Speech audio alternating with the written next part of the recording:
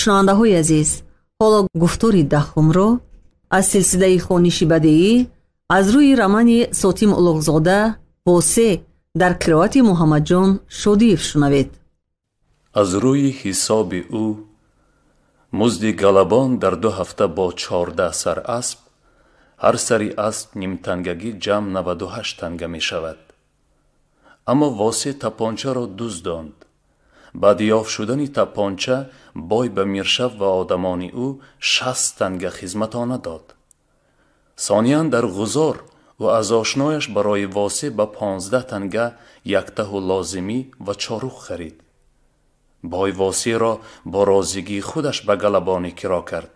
бояд ки ҳисоби дуяшон пок бошаду ҳам соҳиби гала ва ҳам галабон коре кунанд ки ҳаққи якешон ба дигарашон наравад, вагарна он ҳақ ҳалолу пок намешавад. аз ҳамин ваҷҳ мувофиқи расму таомули мамлакат бой зиёни бо гуноҳи галабон ба худаш расидаро бояд ки аз музди кори галабон барорад. хуҷаин ба ҳамин мазмун варсоқӣ карда муқаддимаи дарозе намуд. баъд аз баровардани маблағи зиён ба дасти Восе фақат 23 танга мерасид. мирзои қорӣ аз ҳамёнаш як кафтангаро бароварда ба шумурдан сар карду ногаҳон масъалаи аризаи Восе ба хотираш расид. ӯ пештар дар роҳ ба Восе ваъда дода буд ки дар бобати бародараш Назир ба номи ҳокими шаҳри Сабз Остонақул Дивонбегӣ ариза нависонда медиҳад. аризаи туро ана ин кас навишта медиҳанд, гуфта мирзои қорӣ домоди Гусфанҷаллобро нишон дод ва илова кард. Остонақул бидодхоҳ ҳозир дар ҳамин ҷо буданд, ба ҳузури ҷаноби олӣ омада буданд. ту дар воқеъ аризатро ба ҳоким дар ҳамин ҷо супорӣ ҳам мешавад. аммо ҳаққи қалами ин хел ариза аз 10 танга кам намешавад. аҳмадҷон боша дасту зиёд намегирад. 5 танга диҳӣ кифоя. ҳамтуми аҳмадҷон? гӯянда табассум карда ба мулобачаи миҷморуқ рӯй овард. хайр майлаш, илтифоткорона розӣ шуд аҳмадҷон. мана гир. мирзо Акрамбой тангаҳоро ба Восе дароз кард. Восе даст наёзонда нигоҳи нафратборе ба чашми бой духт. гир, такрор кард бой. сабр кунед хуҷаин, ба шумо гап дорам. Восе боз ҳам пулро нагирифт. боз чӣ гап? оё тапончаи шуморо ман дониста дуздондам? хурҷини худам, пӯшокамро ҳам дониста дуздондам? ин чӣ дағдаға? бой ҷаҳлаш хист. Гусфанҷаллоб ба гап ҳамроҳ шуд. ҳоло ҳам ту шукр кун ки тапонча ёфт шудааст, вагарна товонашро як умр дода адо карда наметавонистӣ. тапончаро шумо ба чанд харида будед? ба гапи мизбон аҳамият надода боз ба бой муроҷиат кард Восе. ту ба ин чӣ кор дорӣ? маро истинтоқ мекунӣ чӣ? истинтоқаш чист ман намедонам. шумо тасбеҳ мегардонед хуҷаин, 5 вақт намозатон тарк не. аммо аз худо натарсида ба ҳаққи ман ҷабр карда истодаед. аз ҳамин сабаб ман ҳақ дорам бо шумо саволу ҷавоб кунам. бигӯед, оё шумо тапончаро харида будед? Восе инро бо қирраи чашмаш ба ниёз ки дар пеши токча худро ба кори андармон карда ба гуфтугӯи онҳо гӯш андохта истода буд, назаре афканд, гӯё ки ӯро ба гувоҳӣ даъват мекард. дар ин ҷо ниёзи хомӯш, фармонбардори доим ҳақоратшунав ва шаттахӯр ногаҳон ҷасорате дар худ пайдо карда бойро дар ҳайрат мононда чунин гуфт. тапончаро аз ошнои урусатон силав гирифта будед ку тағо? бой якбора ғазабаш таркида ба дастёри худ фарёд зад. ту ҳам забон баровардӣ, гум шав падар лаънат. ниёз ҳаросон аз меҳмонхона ба дар рафт. лекин ғазаби мирзо Акрамбой Восеро натарсонд. як то дурӯғи шумо маълум шуд хуҷаин. آرامانه اما با تمسخر نهانی قید کرد او و رشته گپش را نکنده دوام نمود. اکنون باز بگویید که شما چارق یک ته لازمی به من دادگیتان را هم به پول خریده بودید؟ مگر از آشنای غزاریتان به مفت پرسیده نگرفته بودید؟ در اینجا به خاطر واسی رسید که او با این گپ خود نیاز را در نزد خوجینش خبر کش کرده نشان داده با زیادتر به بلا میماناند. بنابراین به طریق دروغ مصلحت آمیز علاوه کرد: من میدانم پوشاک و چارق به شما از آشنای غزاریتان مفت رسید. این را به من خدمتگاری همان آشنایتان گفت. انا این باز یک دروغ شماست خوجین. دزدی کاروانسرای را گویید.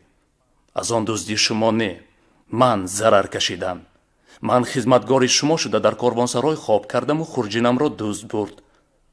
من میگویم حقیقتش این که تاوان دزدی را شما به من دهید، نه اینکه من به شما دهم.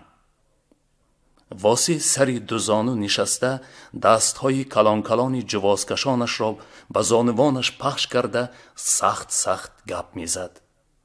او علم زده بود. این فریبگری، ناآدمی بیدادگری میرزا اکرمبای دل او را مجروح کرده بود. عملدار سابقی از زیر دستان خود حتی از دهقانان و کاسبان با یگان عرض به نزدش می آمدگی دایم تواضع، زبونی، التجاکاری می دید و به این عادت کرده بود. از دلیری و بیباکی این مرد کوهستانی در حیرت ماند. واسه نه اینکه مثل یک خدمتگار موطع و نیازمند، بلکه همچون مدعی جسور گپ میزد. از طرفی این گلبان چارق پوش با چنین گستاخی فاش کرده شدنی دروغگویی، ریاکاری میرزا اکرمبای او را در پیش گوسفند جلاب و داماد و پسران وی، گرچند آنها خویشان خودش باشند، هم ملزم کرده ماند. او چاره نیافت جز این که با عتاب و تهدید روی شرمساری خود را پوشاندنی و دم واسی را پس کردنی شود. از حدت نگذر که پشیمان میشوی مسجایی. خودی تو کیستی که به من این خیل دغدغه میکنی؟ مرا دروغ گوی مینامی؟ دانستمان که من تو بر این شور پشت ها را در واقع بسیار از غلبیر گذرانیدم. من اگر خواهم از برای این گپایت، از برای من بر این یک آدمی با آبرو و خدمتگار جناب عالی را بی حرمت کردن تو را نه این که از مزد کارت محروم میکنم، بلکه به رئیس شهر گفته تو را زندان کناندن هم از دستم می آید. حق تو را هیچ کس نخورده است. من در واقع از روی رسم و تعامل مملکت رفتار کرده ایستادم. بهتر آنکه تو به نغزی این 23 تنگه حق خودت را گیر و دفع شو از اینجا. گوسفند جلاب برای زودتر از این ماجرای دلگیرانه خلاص شدن آن را به مصالحه تمام کردنی شده به بای گفت: خیر، گلبان بیادبی کرده باشد هم شما گذشت کنید میرزا. بیایید به بالای مزدش باز 10 تنگه همراه کنید، صدقه سرطان. به یک مسافری غریب خیر کردگی بر این گپ. اگر شما نگویید من از جانب خودم میدیم. او همیانی میرزا اکرمبای را از دستش ربوده باز 10 تنگه برآورده تنگه ها را قریب با زوری به کف واسی نهاد. واسی از جایش خیست. من گدا نیستم. به من خیر و صدقه در کار نیست. بگیر خوجین. این را گفته او تنگه ها را به پیش بای پرتافت. من حقی خدمتم را به تو بخشیدم. تو سیر شو خوجین. او برآمده رفت. علم، قهر و ستیز او نسبت به میرزا اکرمبای خدا بی خبر حالا فرصتش نمیداد که فکر به حال و کار خود کند. 2 دستی خالی برپشت کرده در تنگکوچه های محلات شهر بیگانه بیشتاب قدم میزد و واقعه های مسافرت 2 هفتگی خود را به یاد می آورد. مشکابی به دم مرگ خوابیده در کهدان و جنازه غریبانه او، مریدان چشم گرسنه و یغماگری سید اسرار، سرایبان دزد و شریک نهانی او میرشبیه لگر. این خوجین خوشمعامله غمخوار نما که در عاقبت پس از آن که خرش از لای گذشت در حق او چنین ناآدمی و لعینی کرد. ای دنیا، با حسرت می گفت واصی در دل خود. فقط وقتی که درباره نیاز فکر می کرد اندک روشنایی به دلش می تافت. صغیره به وی انس گرفت. وی هم صغیره را دوست داشت. به خاطر او نیاز دروغ بیشرمانه خوجینش را فاش کرد. از وی نترسید. واصی با جدا شدنش از نیاز مهربان، راست قول و گشاده دل افسوس می‌خورد. در سری بازارگاه دید که یک چند ساربانی خاکالود ظاهراً از دشت و صحرا آمده بارهاشان را فراوردند و به لب جوی نشسته ناشتا می‌کنند. نان چپاتی و تلقان می‌خورند. این منظره فکر واصی را به حال و احوال خودش آورد. وی کجا می رود؟ من بعد چیکار می کند؟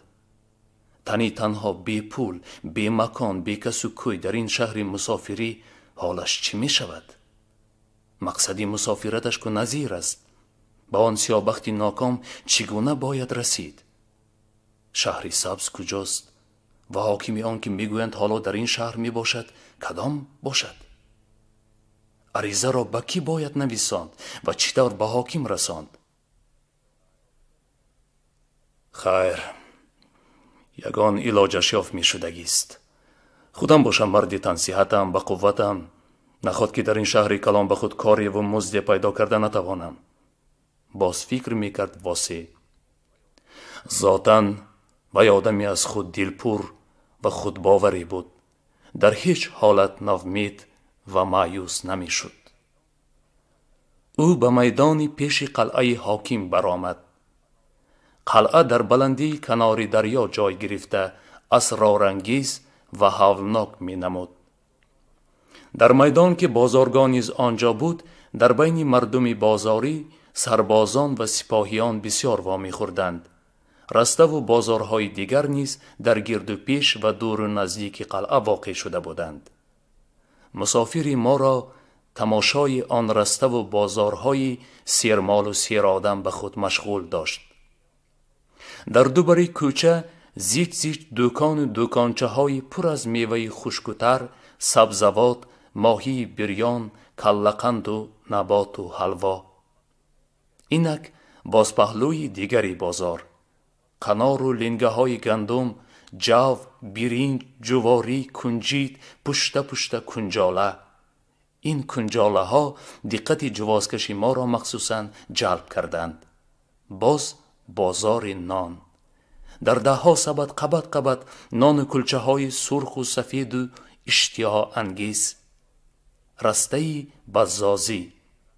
توپ چیت‌های رنگارنگ منقش با گل‌های کلان یا میده شاهی و اطلس، بخمل، ادرس و بیقصب، داکه، رومال و سرپیش‌های زیبا و خوشرنگی زنانه. ای کاش او پولی می داشت و از این رومال‌ها خریده به انارگل و گلزار سوغاتی می برد. در بازاری کلند او به اسباب‌های زراعت و باغداری، با آن همه کلند و بیل و داس‌های آهنین و فولادین، کارد و تبر و تیشه های ساز با چشمی هوس می نگریست. قطاری دیگ‌های کله‌پزی. بوی خوش کله و حسیب پخته به دماغ می زند. سبیل ماند، بلکه از بای 23 تنگه را گرفتنم لازم بود.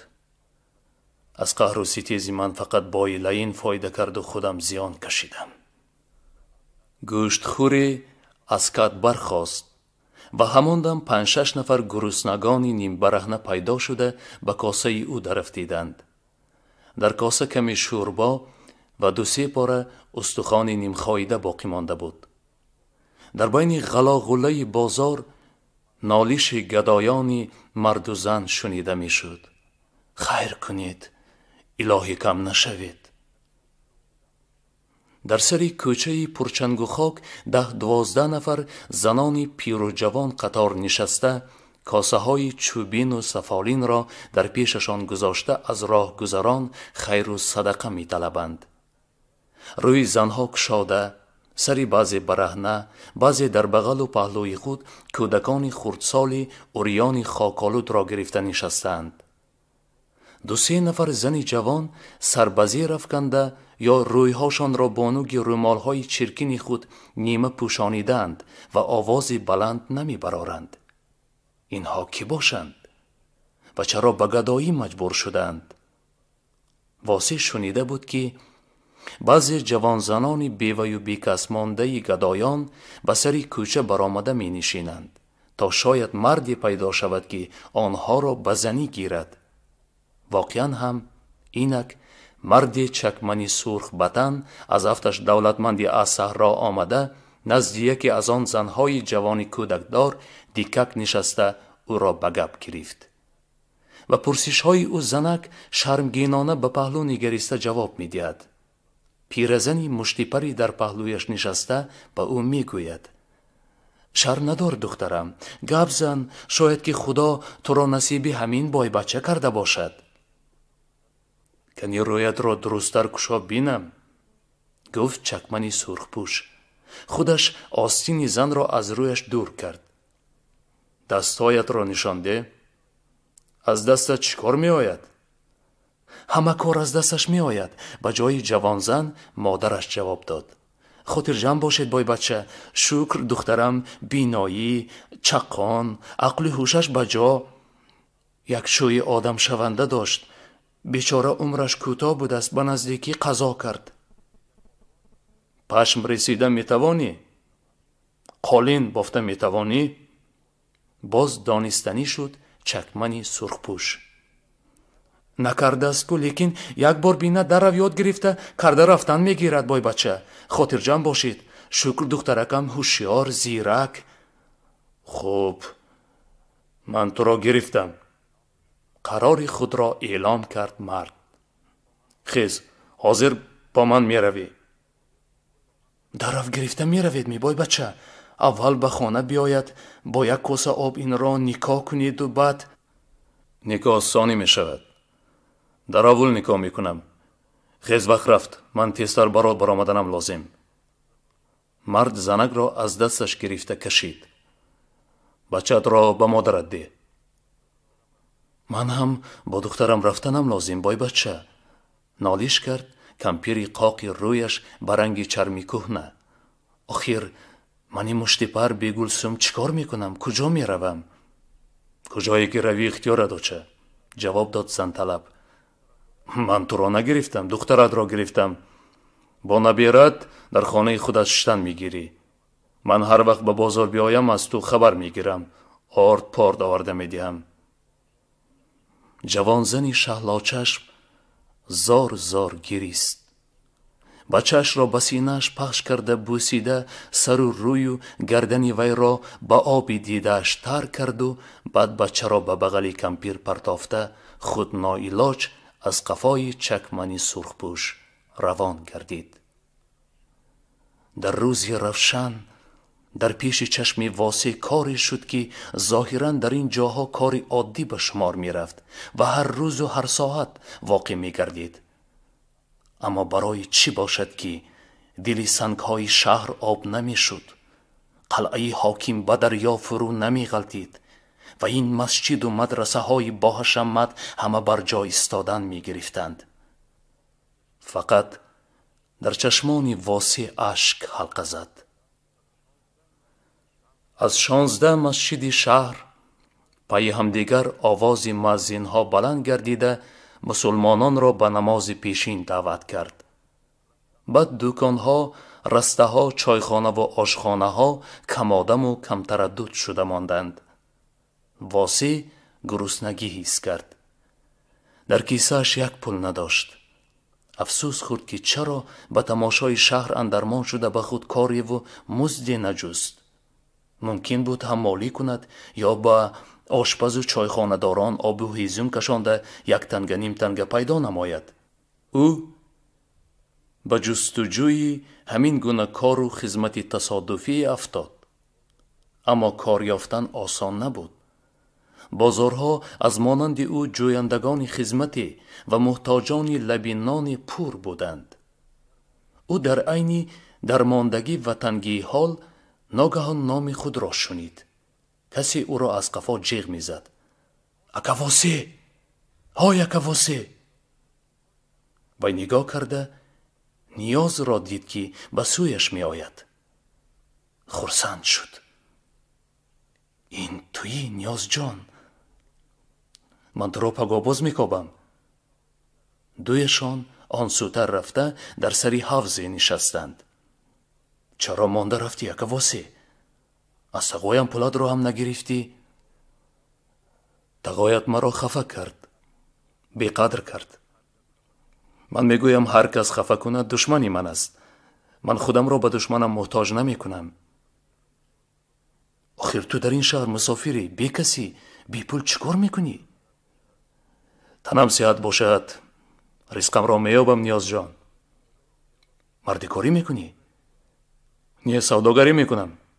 خندید واسی. بعد پرسید خوش تو مرا از برای چی کافتی؟ تو را دیدنم آمد.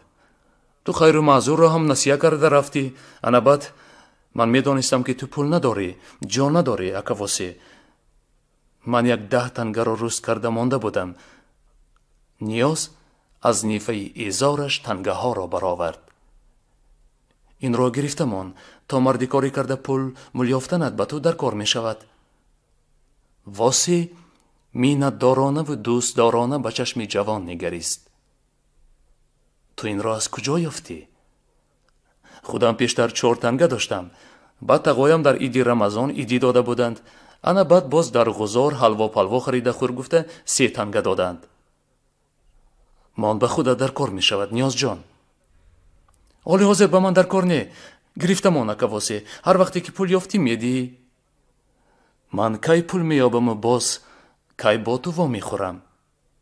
انشاءالله باز با هم وا میخوریم. کو به کو نمیرسد آدم با آدم میرسد گفتند. نیاز تنگه ها را به کف واسی انداخت. واسی پرسید خوجین درباره من چی میگوید؟ خوجین می؟ من شنیدم به پاچام میگفتند که واسی پولش را نگرفت، اختیارش گوش نماند سرسان شود انا بعد پشیمان میشود. پاچام میگفتند که این واسی کم بغل باشد هم نظر بلند بوده است، بزرده بوده است. به گفتی خودتان وی در راه سفرتان به شما ناز خدمت کرده است. از برای همین 20 تنگه 30 تنگه زیادتر دیت هم حقتان نمی رفت.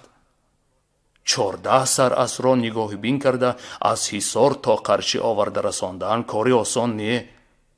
تقایی هم باز می گفتند که آخر واسی مرا بی حرمت کند برایم تازد من باز به وی نغزی کنم می. خوجین تو را برای چی سیری تپانچه را فاش کردی گفته جنگ نکرد؟ 1 تپانچه هم نه. در غزار از محمد علیم بای 1 تهو ایزار چارق پرسیده گرفتنم را هم به واسی تو گفتگی گفته 2 تارسکی برایم فراوردن. باز اینجا خانه بیگانه است. به بخارا رسیم بعد من ادبی تو حرام زاده را میدیم گفته ترسانده هم ماندند. حالا تو از باعث من شته خوردی نیاز جان.